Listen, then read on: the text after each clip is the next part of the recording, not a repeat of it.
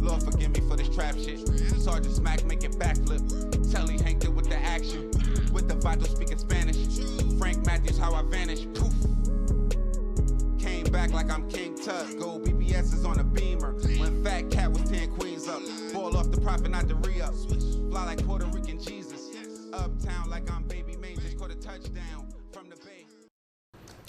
Well, Rob, Chicago police tell me that these 3 victims were targeted, that 4 men in 2 different vehicles came down Oak Street, stopped right here in the middle, and started firing. Lights, sirens, and crime scene tape taking over one of Chicago's most notable streets. I came to pick up the food here at the Le Colonial. Picked up the food, I was about to go, started my car, and next thing I hear poo, poo, poo, poo, poo. I'm like, what's happening? This food delivery driver was picking up an order around 4:30 when he witnessed 2 cars stop in the middle of Oak Street. 4 men got out and started shooting. Arzarita Samblin was also nearby at the time. It was very rapid fire. There was no stop. It was very, very scary. Word is spreading on social media that the 26-year-old man pronounced dead is a well-known Chicago rapper. A crowd grew outside Northwestern Hospital where he was taken, but still no official confirmation on his identity. A 36-year-old man and 26-year-old woman were also shot and are in serious condition. What I saw was there was somebody lying that had been shot in between 2 cars, and there were police officers pulling that person up and pulling them out from in between the cars. Police say the suspects sped away on Oak Street headed west. They're looking for a black Ford Taurus and a silver Chrysler 300M. To see this happen in the middle of the day is very, very disturbing. Well, we're going to continue to make good arrests and really put pressure on the other parts of the criminal justice system to hold these people accountable. Police will have extra patrols here in the Gold Coast tonight and also near Northwestern Hospital. Detectives tell me they are reviewing security video from all of these shops and restaurants on Oak Street. They are also asking for witnesses, anyone with information, to come forward.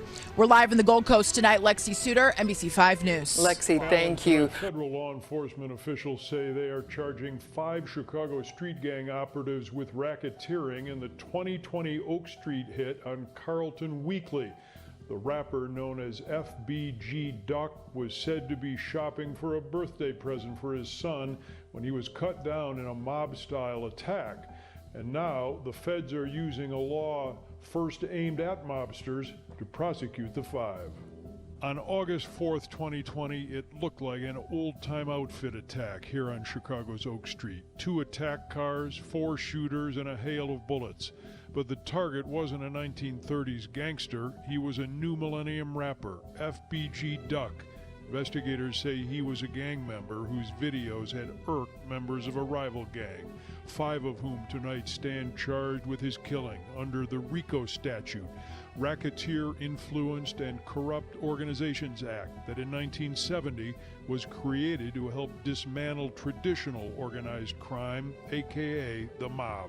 The reason why it's charged federally is because we were able to establish evidence to indicate that there was a racketeering enterprise here that was involved, and this murder was done in furtherance of that. We are going after gangs in this city. This includes gang investigations, narcotics investigations, and gun investigations. We are working together to hold gang members accountable for violence. Late this afternoon, the I-Team talking with Chicago criminal defense attorney Tony Thedford about what he says is one of the most powerful tools prosecutors have. You have a street gang, alleged street gang, that kills another gang member in a high-profile case in downtown Chicago.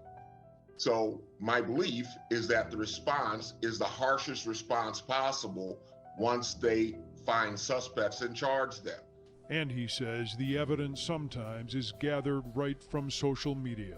There's a lot of allegations of back and forth online, or threats online, or videos posted back and forth that then led to retaliation, allegedly, which led to the death of this young man who was killed. And they are very strong tools that are now being used by law enforcement and the government to prosecute crime.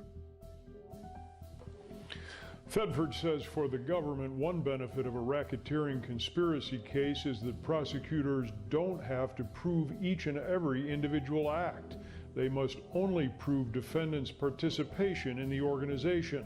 In this RICO case, a street gang that allegedly gunned down a rival and a rapper in one of Chicago's most exclusive shopping districts. Yo, we back. It's your boy Popalot. Mobb ties. We on our way to Illinois with it.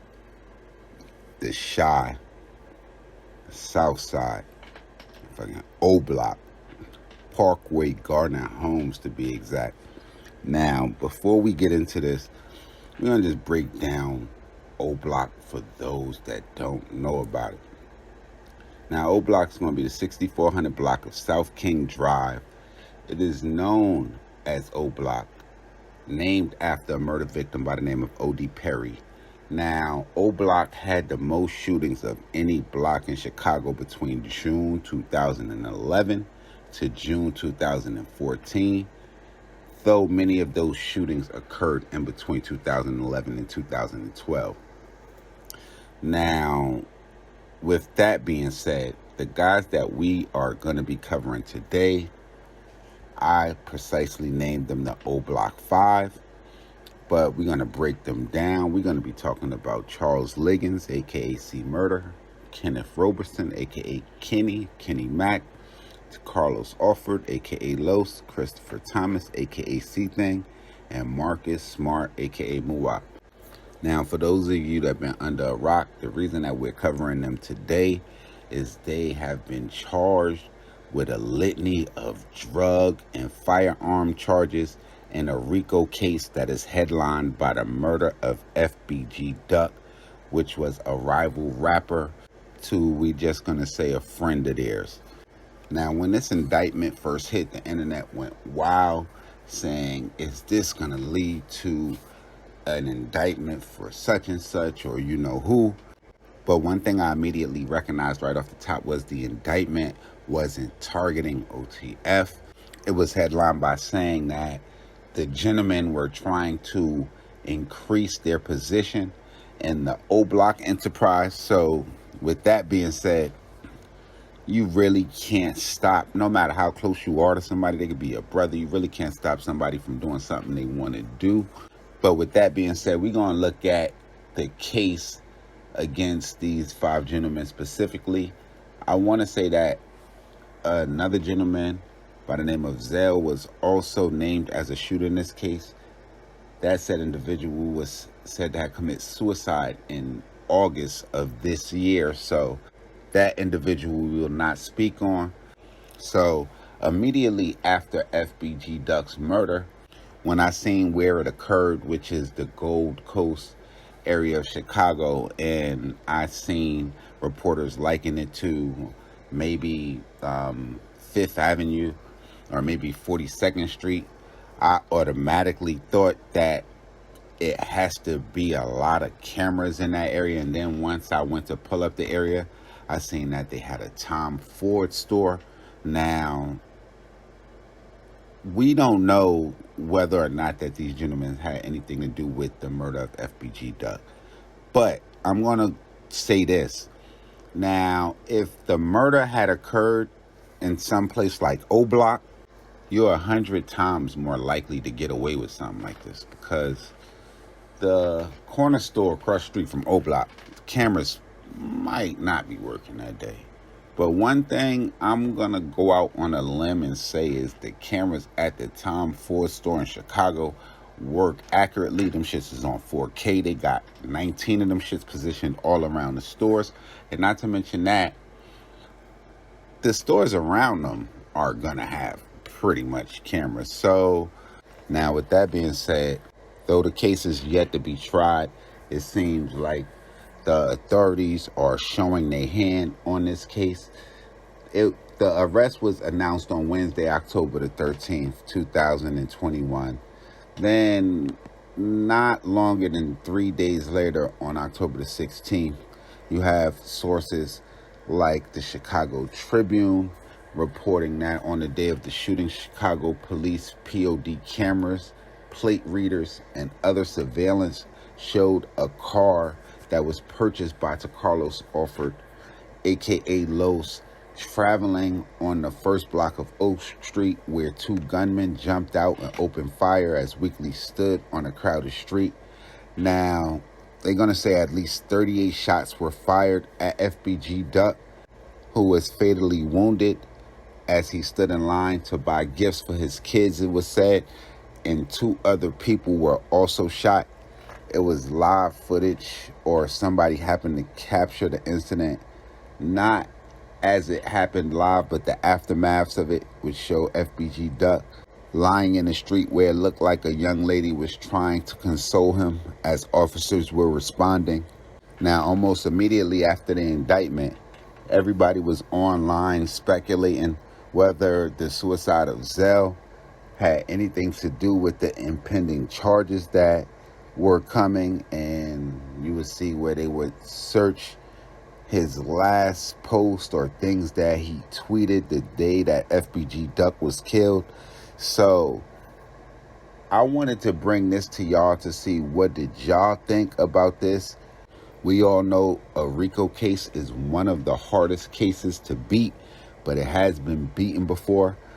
Y'all get in the comment box and y'all let me know, could they pin this to anybody else? Is this just an isolated situation?